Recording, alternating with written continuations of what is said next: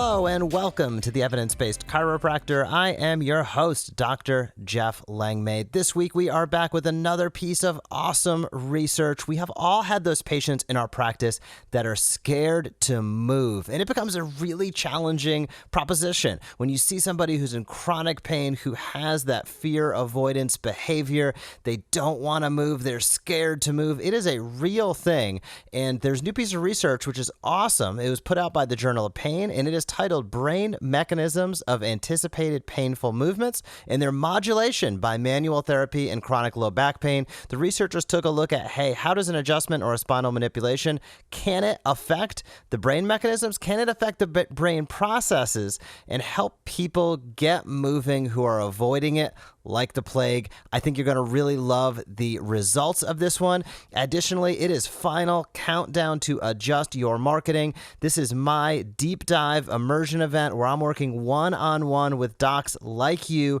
to better their marketing, simplify their process, and get better results. It's happening here in Tampa, June 7th through June 9th.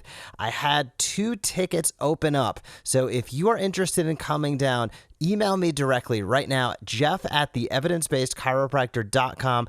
I can talk to you about some things I can throw in for those tickets. I want to have a full room. I had 2 tickets just open up. So if this has been something you've been putting off, a decision you've been unsure of if you're willing to make, I think I can make it worth your while, and I would love to see you here in Tampa, June 7th through June 9th. So hit me up at jeff@theevidencebasedchiropractor.com. I'll communicate with you and make sure you get hooked up with one of those last 2 tickets.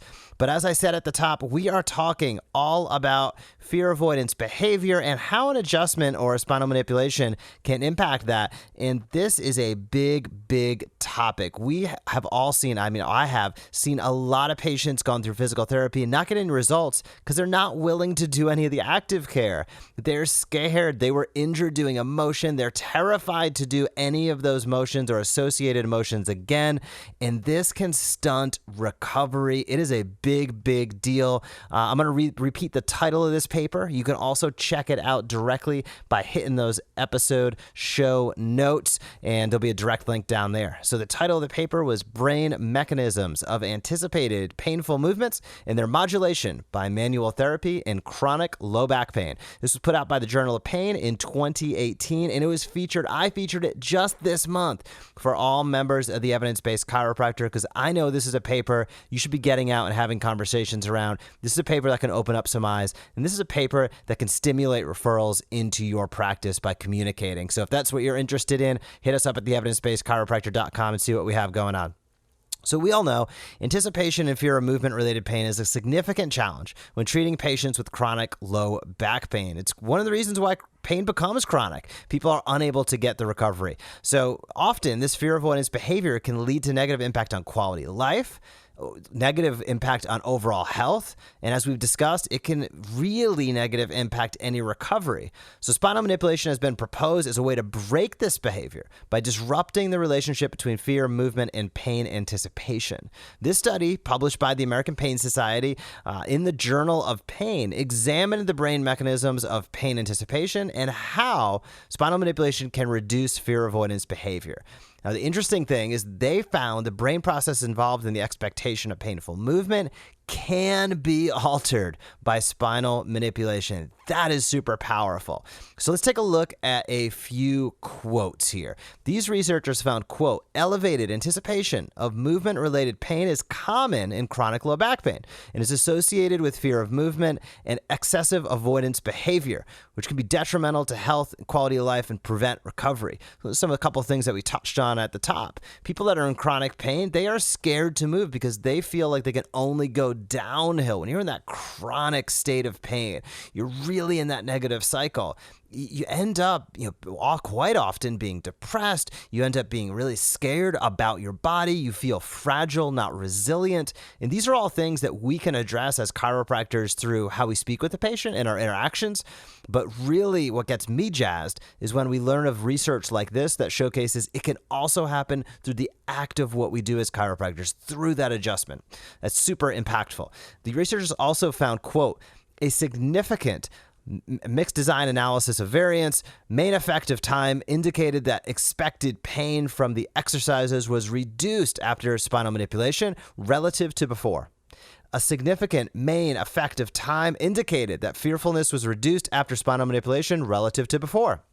So again, some of that's technical jargon in terms of how they measured things when I say a mixed design analysis and when I talk about main effective time.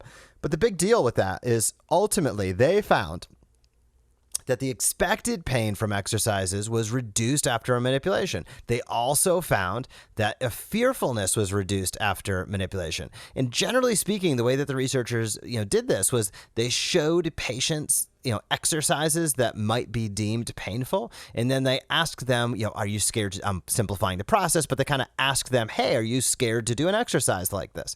And then, so that was one group. The other group, those individuals, they gave a spinal manipulation. They showed them the video and they said, would you be scared? And then they measured brain activity. So it wasn't just subjective, like, hey, are you scared to do this? It was really also measuring the brain activity. And what they found was a decrease in those areas of the brain that light up with anticipation of motion or fearfulness. And consequently, the patients also reported that they were much more apt to do those exercises. And they also reported that they were much less fearful to do those exercises. And that is super powerful. Imagine taking somebody who's been scared of moving, chronic pain. Who cares how long? 1 year, 3 year, 5 year. This is significant life impact that people are dealing with. And you can turn that around and get them moving with a manipulation. Man, that can change somebody's life. Finally, the researchers found, quote, spinal manipulation reduced clinical pain, fear of movement, and expected pain from the back straining exercise. So this is so impactful. Again, I keep using that word because I don't know any other one to use. When we talk about reducing clinical pain, so not only did a manipulation reduce pain, we already know that, but it also reduced that fear of movement. It also reduced the expected pain.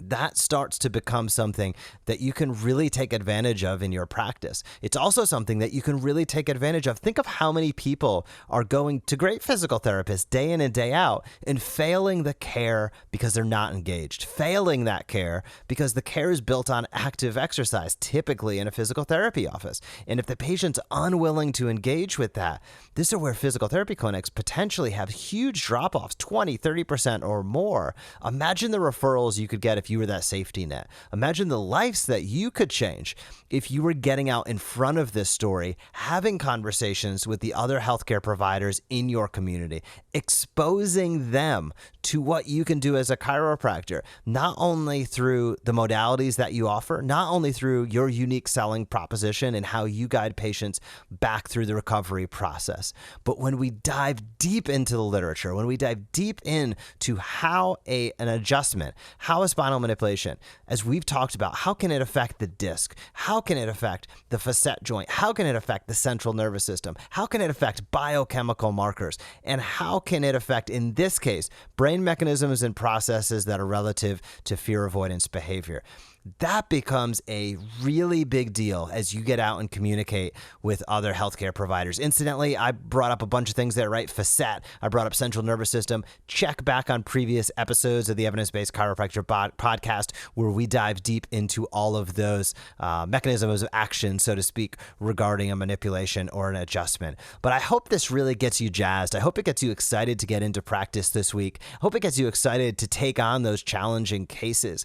And most importantly, I hope it gets you excited to reach out to the other healthcare providers in your community. I see so many chiropractors that just aren't taking that bull by the horns. They're not taking that onus on themselves to get out there and constantly communicate, to get out there and do some of that grind, to get out there and showcase what you do every day, all day, with a few very simple changes to probably how you're doing things. And I don't mean technique and I don't mean practice. I mean simple changes like getting case notes out in a simple and effective manner to showcase the results that you get.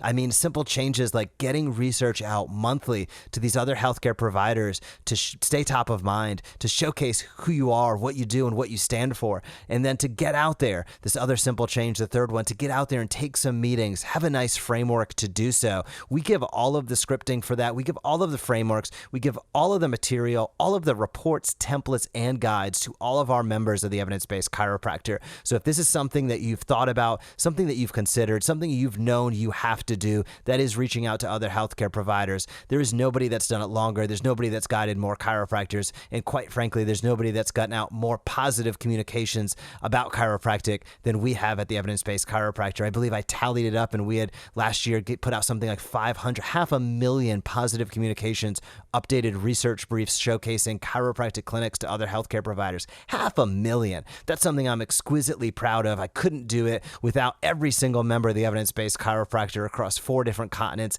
getting out to the docs in their community. And it's something that, in my opinion, it's the first step of change. So if this is information that excites you, if it's information that you know you need to share, visit us at the Evidence Based Chiropractor. If it's something you continue to want to think about, that's cool too. I'd invite you, keep on listening to the podcast, where we're going to be putting out good material.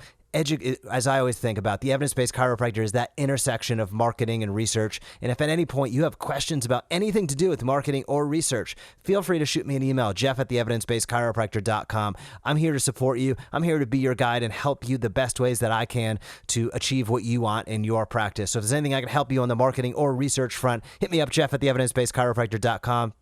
And kind of the burning fire behind that, if you want to come down and work with me one-on-one, June 7th through June 9th here in Tampa, Florida. As I said at the top, I have 2 tickets that just opened up. So shoot me an email and I'll work everything out with you, jeff@theevidencebasedchiropractor.com. I hope you have a great week in practice, and I will talk to you soon.